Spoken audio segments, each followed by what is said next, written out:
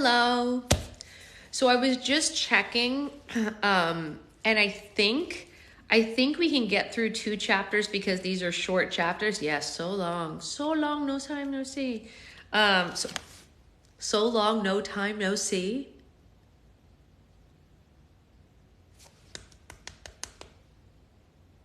Do we think there's anything in here? I mean, I'm just not sure anymore. You're doing great. Yeah, Morning, Amanda. Amanda, did you get my email this morning? I made your slime last night. It's stunning, by the way. I don't know. Maybe it's an auto feature in case you're at work, which you are, sort of, in a weird way, at work. Amanda, if you email me back this morning, I can get your slime mailed out in the shipment that I'm taking to the post office around 11. Yes, please go check. Your slime is made and ready to go. I just need one answer from you, and then I will mail it out today. It's stunning. You were waiting for that scent. It came in last night, and I told you I'd make it right away. I was just waiting for the scent to come in. Came in around, like 3 p.m. yesterday, and so I made it last night after the live. It's gorgeous. Amanda, in case anyone forgot, won a custom slime in the grab bag. I mean, not every vacation has to be like, go, go, go, Shelly. You can, enjoy yourself a little. That's why Secret Boyfriend planned the Vegas thing, because he was like, you've never had a vacation where you just sit by a pool and read a book. You should do that. And I was like, I would love to do that. And so we're going to go to Vegas and just sit by a pool and read a book. And apparently, we're going to go get tarot cards read, which is funny. I would go outside somewhere, but I'm already sunburnt. Fair. Most of my vacations are the opposite of go, go, go. I've never had one that's not go, go, go, but I'm very excited to try it. 1 week from today. We're going. Yeah. All right. And feed hungry pigs. He has agreed to let me feed hungry pigs. Okay, so let's read this chapter 20. I'm going to read a book, Becca. How could I be bored? I'm bringing books. I get to read for myself.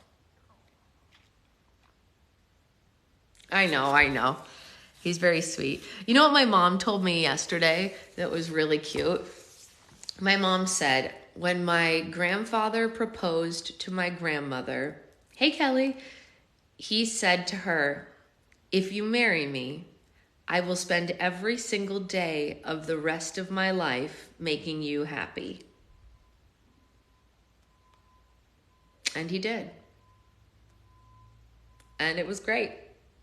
And she repaid it, obviously. She was a great wife as well. And he did everything to make her life great because she had had a really rough life up to that point.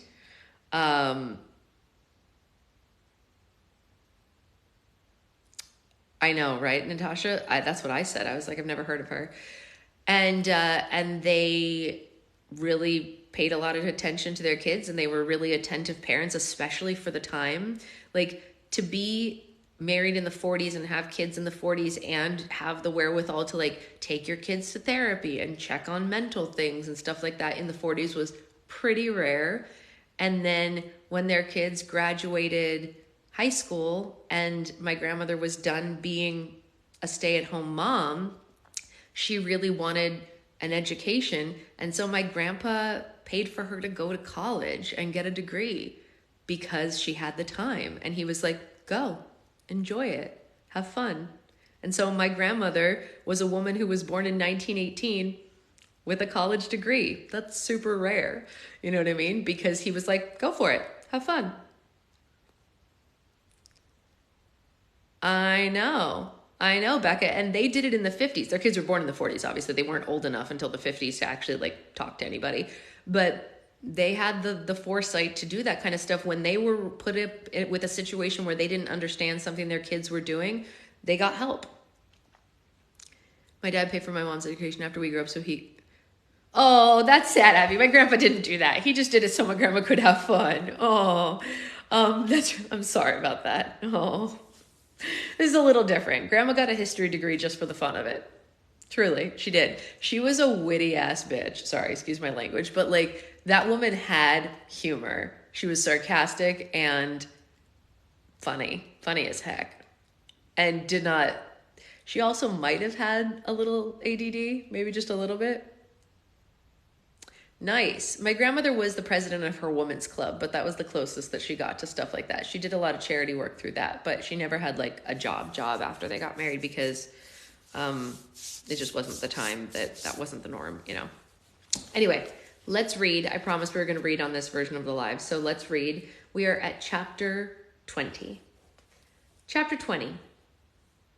The Great Troblin Lake.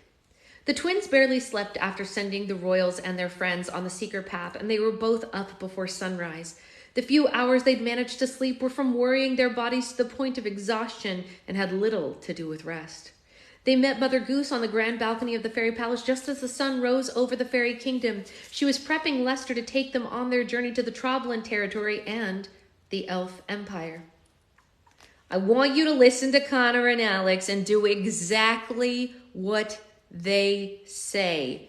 Fly very carefully and always be aware of the sky around you. And make sure every landing is safe and secure as possible, she instructed him. In other words, do everything you don't usually do for me. Lester nodded and ruffled his feathers, making them nice and fluffy for their upcoming flight. Are you sure you're up for this, Lester? Connor asked. We could take one of those enchanted swans if you're having any hesitation. Lester opened his beak and glared at him, insulted by just the thought of it. He grabbed his own reins with his mouth and shoved them into Connor's hand. He was definitely ready for this. Yay! Brandon's going home. Brandon's going home. Aw, we love it. I'm thrilled to hear that. I'll take that as a yes, Connor said with a laugh. He and his sister each swung a leg over the large goose. They sat on his back with Connor in the front. Our first stop is the Troblin territory, Lester, Alex said, and after what I hope will be a successful visit, we'll be on our way to Elf Empire. Who's in charge of Elf Empire? Connor asked. Mother Goose huffed uneasily at the mention of it. Elvina the Elf Empress, she said. She's not a friend of yours, I take it, Connor said. Just be cautious around her, she warned them.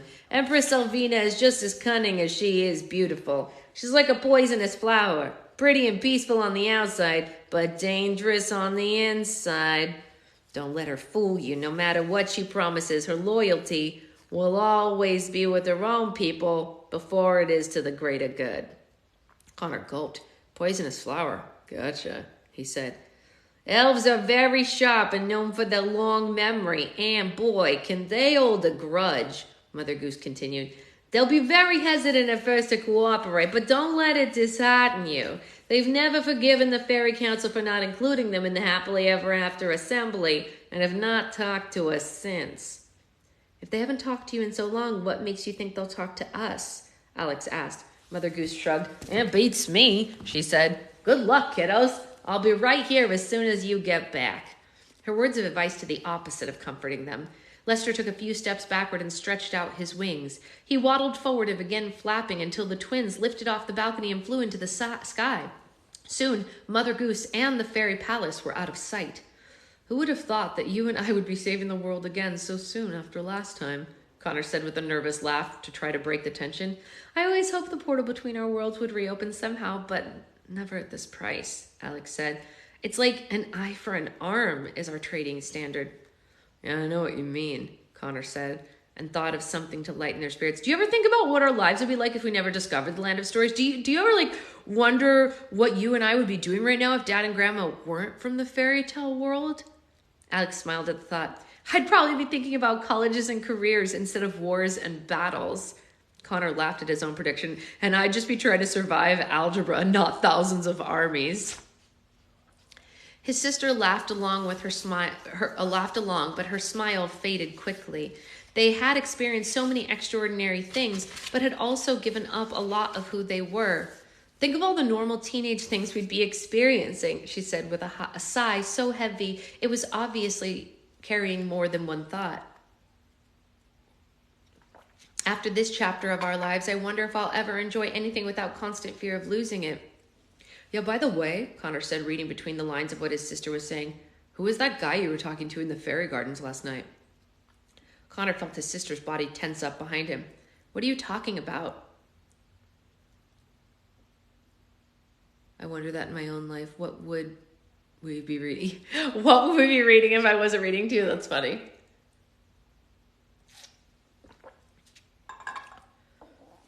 Alex, what are you talking about? Alex said, attempting to play dumb. The boy in the gardens? Oh, you're talking about Rook Robbins, the farmer boy from the Eastern Kingdom. He's just a friend I made recently. For reasons he couldn't explain, Connor instantly disliked everything about that guy. Oh, please, Connor, Alex said defensively, as if I've had time for anything like romance while joining the Fairy Council and leading the happily ever after assembly into war. Alex hated lying to her brother, but she would never hear the end of it if he knew the truth, especially if he knew that Rook was one of the reasons she had missed his attempts at contacting her while he was in Germany. Connor was glad Alex was sitting behind him so that she couldn't see the look he was giving her. He knew exactly what was going on, whether his sister wanted to admit it or not. You know, you could tell me if he was more than a friend. I promise I wouldn't tell Mom, Connor said, already anxious to tell their mom everything he knew. Alex laughed it off. You'll be the first person to know if my relationship with Rook unexpectedly progresses into anything more, but it doesn't look like that will be possible at the moment, she said sharply. Well, that's good, but if he breaks your heart, I'll beat him up for you, Connor said. Alex burst into laughter. Now that's something I'd pay to see, she said, and quickly changed the topic so she'd feel less exposed. But while we're on the subject, I've been meaning to ask you, do you have a crush on your friend Bree? Had Lester been a car, Connor would have slammed on the brakes. Instead, he abruptly grabbed hold of the reins and caused Lester to squawk. He blushed so much that Alex could see it on the back of his neck and ears. Do I have a crush on Bree? Connor said like it was a preposterous thought. Come on, Alex. Just because I asked you a couple of harmless questions about your love life doesn't mean that you have to be rude. Alex grunted at the double standard her brother set. I'm not being rude. I just figured I would ask since you turned bright red whenever you're around her and her name gets brought up, she pointed out. Last night when she hugged you goodbye, I thought your head was going to explode. I wouldn't be surprised if she had a crush on you too. Connor started smiling and couldn't stop. Did Bree have a crush on him too? He'd never thought it was a possibility until now. She'd traveled around Europe with him not only because she wanted to have an adventure, but also because she wanted to spend time with him. He quickly forced his smile to diminish, but remembered he was in the middle of defending himself. Rest assured, I don't have feelings whatsoever for Bree, he said. To be honest, she was starting to get on my nerves when we were in Europe. The way she always second-guessed me, the way she remained calm in any situation, the way she wore her hair under her beanie with streaks of blue and pink out in the front, and the fact that she surprised me every day with new interesting facts about herself. It was just all so annoying. Alex didn't have to question it further. It was so obvious how Connor really felt. She was glad that he couldn't see her eyebrows raised. Uh-huh. Sounds like you haven't given her much thought at all, she said. I'm actually glad there's nothing going on. Why's that? Connor said and became overly defensive in the opposite direction. You don't think I'm mature enough to have a crush on someone or for someone to have a crush on me? Well, for your information, I'm a catch too. No? Alex interrupted, because we're about to visit our old friend Trollbella, and we're not leaving without the support of her army, even if it means you have to marry her. Connor moaned a long, weary sound under his breath. He'd almost forgotten about the young troll queen who had been madly in love with him since they met. Oh gosh, I hope divorce exists in this world. The twins remained fairly quiet for the remainder of their trip to the Troblin territory, fearing that they would expose more about themselves than they were willing to do. They each knew each other so well it was a wonder why they ever tried fooling the other. The mountainous boulders surrounded the Troblin territory and appeared on the horizon as Lester began his grand descent. As they flew closer, Connor was surprised to see that the land between the borders was covered in water. The entire territory looked like a massive above-ground pool. Wait a second, Connor said. They never drained their territory after the enchanters flooded it? Nope, Alex said. The fairies offered to completely restore the land, but Queen Trollbella had something else in mind. What was that? He asked. You'll see, she said. Lester swooped into the territory and landed smoothly on the water. He was like a miniature boat as they traveled across the giant lake the territory had become.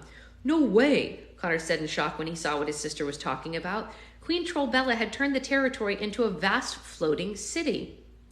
Hundreds of forts, crafted from the wreckage of their ruined underground home, floated on the waters ahead of them.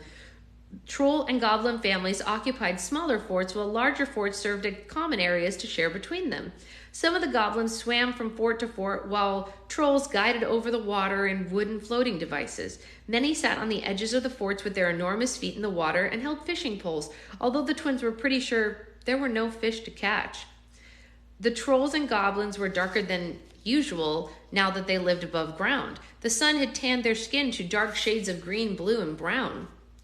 Despite the environmental change, all the creatures looked incredibly bored as they drifted in the water. Alex and Connor were floating past them on a giant goose, and that was the most interesting thing they'd seen in weeks, and it caused quite a scene. They sure are hard up for entertainment, Connor said, and his sister nodded.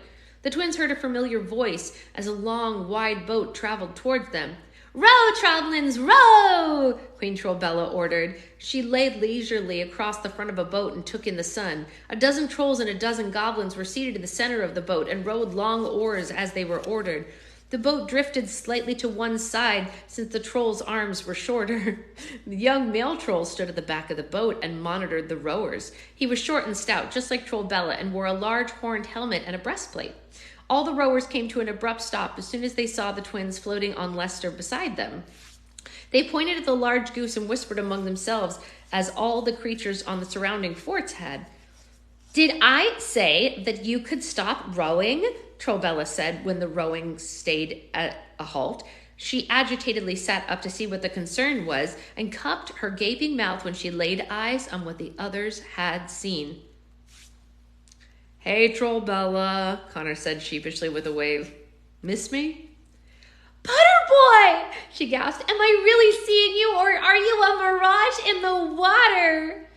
"He's here," Alex said. "We're both here." "But I thought I had lost my Butterboy forever," Trollbella said in complete shock. "You went home through that portal and I thought you'd never return. Was our love too strong for the portal to contain? Did our affection for each other break it open? Have you finally returned to be king of the great Troblin Lake?" No, Connor clarified. "But the portal has been reopened, and that is why I'm here." "The Great Troblin Lake, huh?" Alex asked. "Is that what you're calling this place now?" "Yes, fairy girl," Trollbella said with a scowl. "And I expect all the maps to be changed at once. I've always wanted to live near the water, and the Enchantress unintentionally made that dream come true. Now you have to come aboard my boat so I can properly embrace my Butterboy." Lester swam to the side of the boat. Alex and Connor were helped aboard by two of the troll rowers. Trollbella leapt onto Connor like a spider monkey hugging a tree and almost knocked both of them into the water. He figured it would take her a while to let him go, but she detached much sooner than he was expecting. She looked up at him and her big eyes were full of concern rather than lust. Something was very different about Trollbella, but the twins were too pressed for time to find out what it was. "You will board my boat." "You will board my boat." "Look, Trollbella," Connor said. "We've come to talk to you. Something very bad has happened, and we need your help." Trollbella put both of her hands on her hips. "It puts a strain on our relationship when you come to me to share devastating news, Butterboy," she said. "Just once I wish you'd bring flowers or chocolates instead." Anyone know how to send the heart and dust up? I can't figure it out. I don't want to be muted in the team or whatever it's called. I don't know. Yes, to return the heart of Te Fiti. Maui, shapeshifter. God of God, man of God of man. I don't remember the rest. I do feel bad for Trollbella. "For the millionth time, we don't have a relationship," Connor said. "Demigod of the land and sea, thank you." "You will board my boat." "Yeah." "Yes, I know. Our love is too strong for childish terms," she said. "Our love is bottomless. It's forever. It's indestructible." The troll suddenly burst into tears. "Trollbella, what's the matter with you?" Alex said. There is something my Butterboy must know before we speak any further," Trollbella said. "While you were gone, I found someone else." "What?" the twins said together. This was the last thing they had expected to come out of the Troll Queen's mouth. Trollbella's eyes darted around the boat guiltily, and she turned away from them, which she had to confess was too painful to say while she looked them in the eye. "I knew after you disappeared into another dimension forever that it would be challenging to keep our love alive. I tried to stay faithful to you for as long as I could, and it was the hardest 6 days nothing without you, Butterboy, and my heart strayed.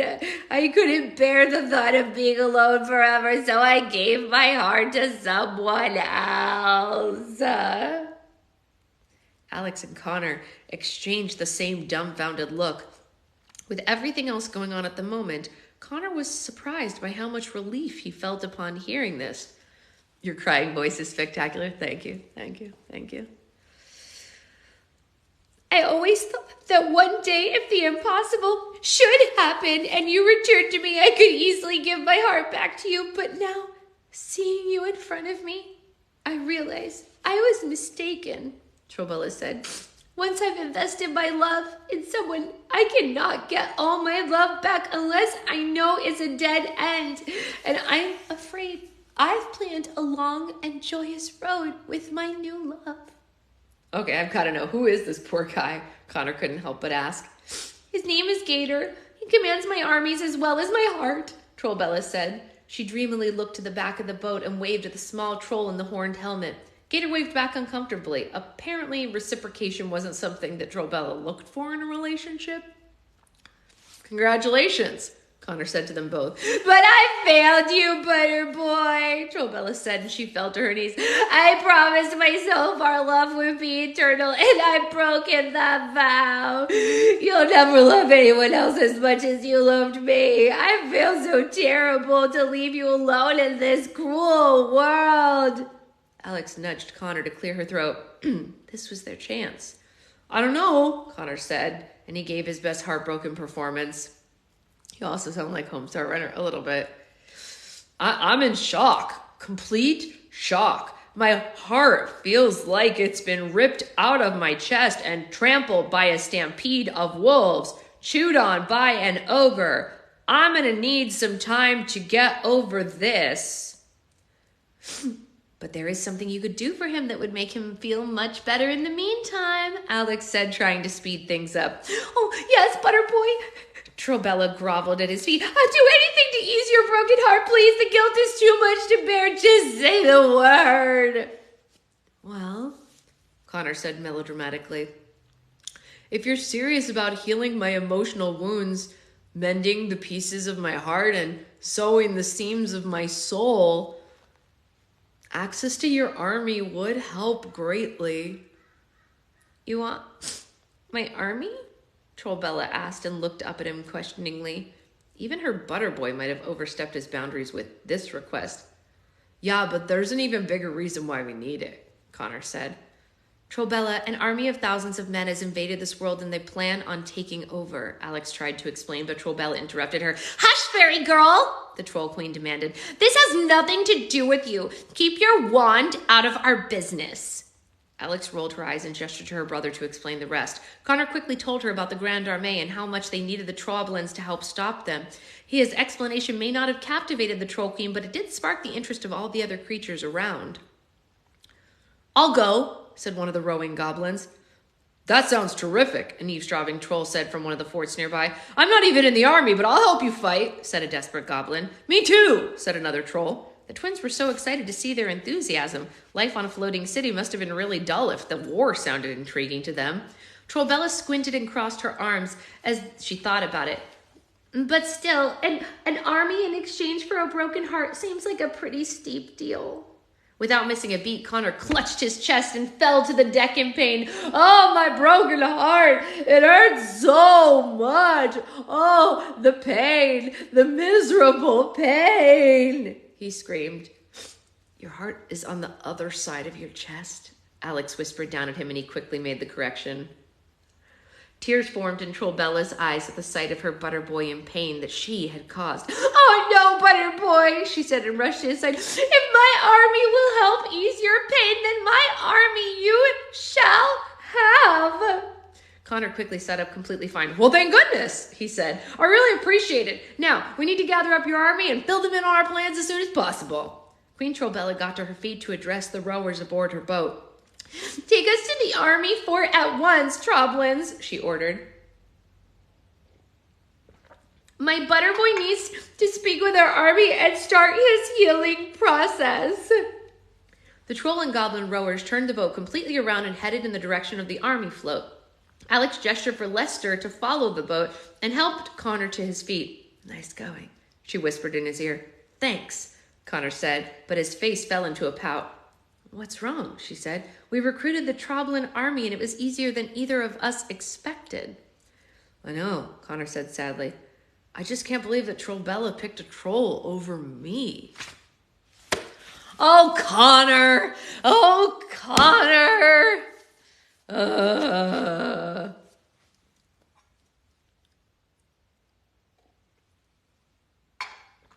Ridiculous.